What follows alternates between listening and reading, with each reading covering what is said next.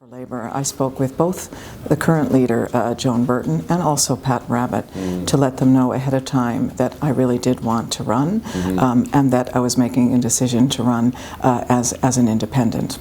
And you know, I think they can appreciate my desire to continue to be part of politics. And currently, as you again would well know, Labour has not selected any candidates yet for Dublin South West. So.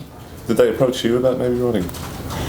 No, they did not approach me. Okay. No. Would you like to maybe run for the Labour Party? Seem to show I would not. I would certainly have considered it. Absolutely. You know, I guess I'm saying now, though, I found that I was asked actually to by Eamon Gilmore to be an independent, to you know, just to consolidate that status.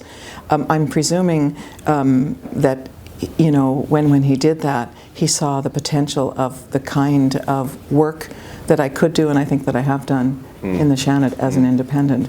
And so, you know, I'm going to continue that status as I move forward.